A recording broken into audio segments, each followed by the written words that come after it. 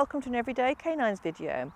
In this series we're looking at the Kennel Cub Good Citizen Dog Scheme Gold level. And this is episode 4 and we're looking at the 2-minute down stay. And this is what's replaced the out of sight stay.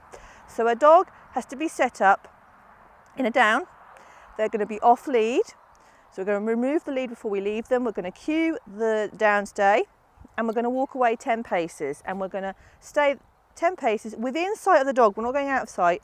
And we're going to stay there for 2 minutes and then we're going to return to the dog, put the dog back on lead, and then our exercise will be over. So the time starts when we leave the dog, it finishes when we return to the dog and put them back on lead.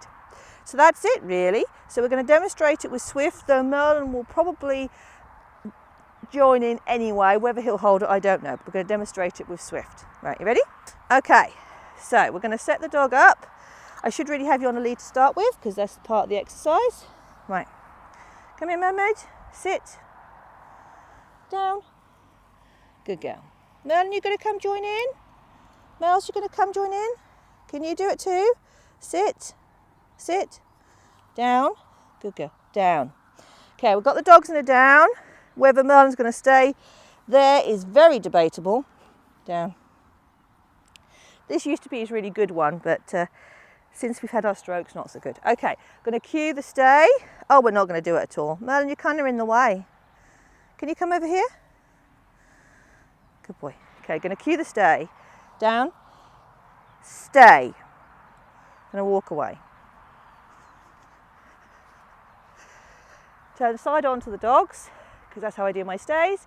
And now we've got 2 minutes to go. And as we can see, Mr. Merlin has come along with us. Merlin was working towards his gold back in 2019.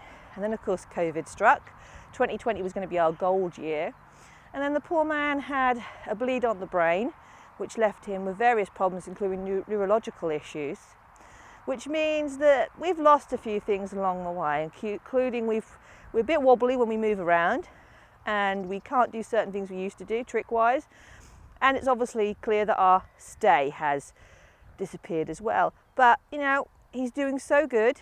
He survived that and he's living his best life. So that's what all that matters. And he likes to participate and join in at his own pace. So in the past I would have demonstrated this with him because his downstay was really solid.